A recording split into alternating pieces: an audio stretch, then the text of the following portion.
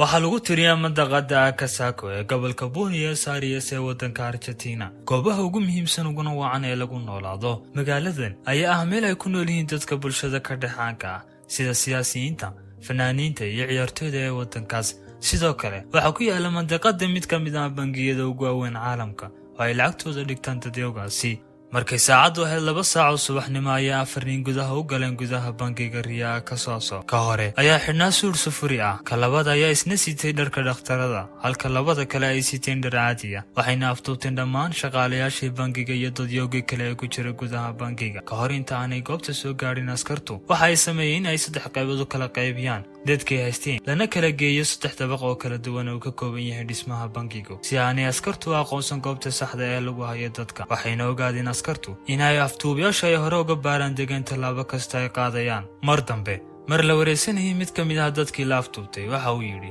tuugadu waxay ahaayeen kuwa ka warqaba tallaabo kasta ay qaadayaan iyo ta ku soo socota way kala kulmi karaan askarta. waxay askartii soo gaadhay bangiga 20 daqiiqo kadib markii la qabsaday, waxayna bilaabeen inay wadahadal la bilaabaan tuugada. waxaa mas-uulka ah ragga dhaca waday ee wadahadalka la sameynaya askarta, ninkii siitay suurka safuriga ahaa. waxayna askartu bilaabeen inay u digaan tuugada una sheegaan inay dhammaan askartu ku hareeraysan yihiin oo isdhiibaan. waxa la moodaa inay muddo badan ka soo shaqaynayeen dhaca. waxa uu ahaa dalabkii ugu horreeyey ay ka dalbadeen hogaamiyaasha askarta inay ka soo dejiyaan askarta dhismaha dhakada ka saaran, haddii kale ay dhibaato gaadhsiinayaan dadka u afduuban. way fuliyeen awaamirtoodii, balse waxa ay ku xidhan shardi ahaa inay u soo fasaxaan qaar ka mid ah dadka ay haystaan. wayna isku afkarteen, waxaana loo soo fasaxay 2 ka mid ah, waxaana ku hadhay 21 kale. waxay ahayd shaqadii ugu horreeyey ay ka fuliyeen gudaha bangiga. waxay soo kaxeeyeen maamulihii bangiga kuna amreen inuu furo qasnada. waxay qasnadu ahayd mid loo furo hab casri ah, waxayna kala baxeen lacag dhan 600,000 oo beeso oo lacagta Argentina, marka qiimaheedu uu marayay $316,000 Mareykanka sanadkii 2006. kadib waxay u jeesteen stoorka uu yaalay qasnadaha ay lahaayeen dadka macaamiisha, iyadoo ay weliba kamaraduhu duubayaan. waxayna jabsadaan 145 qasnadood, ay kala baxeen lacag dhan $25 milyan.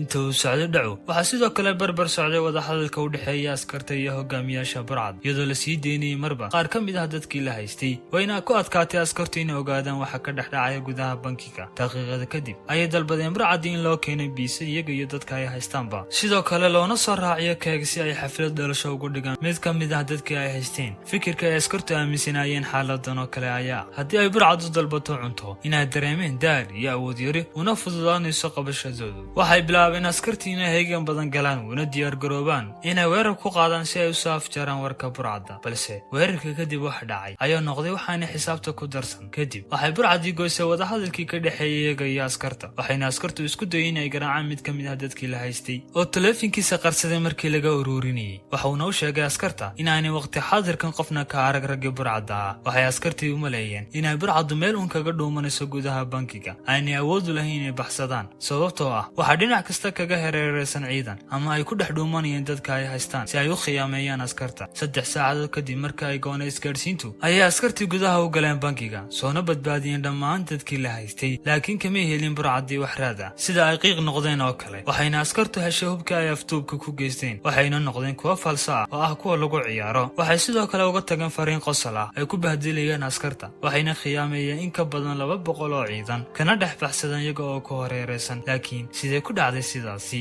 in muddo ah ay baadhitaan wadeen, ugu dambeyntii waxay u suurto gashay askarta inay helaan halka ay ka baxeen. mid ka mid ah xafiisyada bangiga ayaa lahaa god u daloolay dhulka hoostiisa, ina dhow yihiin dhuumaha qaada biyaha roobka. dhuumahaas oo isku wada xidhiidhsan magaalada oo dhan. khidada ay soo degeen burcaddu ayaa ahayd mid aad u layaab badneed, laakiin siday ku soo diyaarsadeen farsamadan cajiibka ah? sida xaqiiqada ah waxay bilaabeen qaabka ay wax u dhici lahaayeen 2 sano ka hor, xilliga ay bangiga galeen oo ahayd sanadkii 2004. waxayna bilaabeen burcaddu inay sii urursadaan, isagoo mid waliba uu door muhiim ah ka lahaa farsamada, kuwaas ay da'doodu u dhaxaysay 30 ilaa 50 sano. wayna ka badneed tiradooda 40 nin ee gudaha u galay bangiga. 2 bilood kadib surursigoodii waxay ahaayeen kuwo si joogto ah u kulma maalin kasta si ay u daraasayaan qaabka ay dhaca u geysan lahaayeen iyo siday gudaha u geli lahaayeen iyo siday uga soo bixi lahaayeenba. kadib markii ay wadeen istaraatiijiyadda muddo sanad ah, waxay hogaamiye ka dhigteen in lagu magacaabo Luis Mario oo asal ahaan ka soo jeeda Uruguay, waana ninkii sitay suurka safuriga ah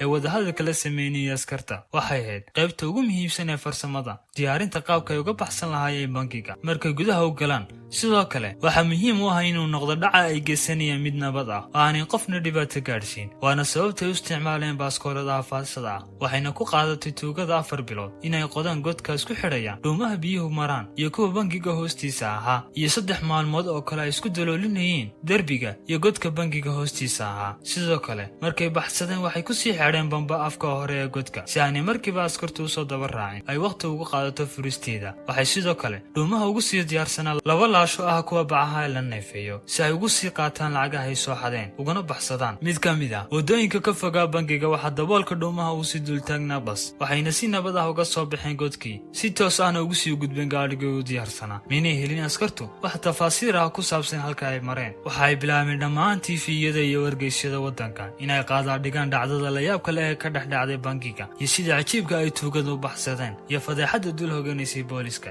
haddaba intaa kadib arrinta dhacday ayaa mid aad uga yaabisay dhammaan dadka waxa uu ahaa maskaxda wax kala maamulayay nin la magacaabo Fernando Rojo daadiisu ay tahay 44 sano jir waana nin caadi aan lahayn muuqaal tuuganimo waana ninka dejiya qaabka lagaga soo baxay bangiga ninka labaad ayaa isna lagu magacaabo Robin Alberto wuxuuna Rojo ku qanciyay in ay shaqadan u qabtaan kaliya in ay ku curyaamiyaan nidaamka dhaqaale ee waddanka Argentina balse aanay cidna dhibaato gaarsiin waxa uu ahaa maskaxda saddexaad nin loo magacaabo Luis Mario waana shakhsiga kaliya ku jiray ee ka soo muuqday filimka laga sameeyay dhacdadan taas ay soo bandhigtay shirkadda filimada ee Netflix ciwaanna ay uga dhigeen The History of the Century xadiistii qarniga haddaba sida ku dhacday qabashadoodii sida xaqiiqada ah waa qaybta ugu waalan qisada dhacdadan waxaana sababteeda lahayd hal gabadh waxay ahaayeen burcadu kuwa ku raaxaysanaya lacagtay soo dhaceen waxa uu galay mid ka mid ah raggii burcada ah qalad aad u xun waxa uu ahaa nin xaasla wax kastoo ay sameeyeen uga warramay xaaskiisa markii hore xaaskiisa ayaa ahay mid aad ugu faraxsaneed lacagta uu soo xaday ninkeedu kadib 2 sano markay ka soo wareegtay xilligii ay dhaca geysteen waxa uu sameeyay inuu guursado gabadha ahaan ka yar xaaskiisa hore waxa uuna ula guuray Paraguay si ay ugu soo wada noolaadaan balse xaaskiisa hore ayaa aad uga cadhootay ficilka uu sameeyay waxayna si toos ah u aaday askarta una warantay wax kasta oo dhacay sidaa fudud ayay u suurta gashay in la soo qabto burcada 4 sano kadib dhaci ayaa maxkamadda la soo taagay kadib markii la soo qabtay intii ugu dambeysay lamani kulmin ciqaabo adag siday dadku filanayeen iyadoo lagu xukumay 3 ilaa 9 sanadood inay dhaca u adeegsadaan hufaalsa awgeed aanay qofna dhib gaarsiin inta ay ku guda jireen hawsha dhaca waana la iska cafiyay markay ay xabsiga ku jireen kaliya sanad iyo badh waxayna dib u heleen xorriyadoodii iyagoo weli ku raaxaysta lacagtay soo xadeen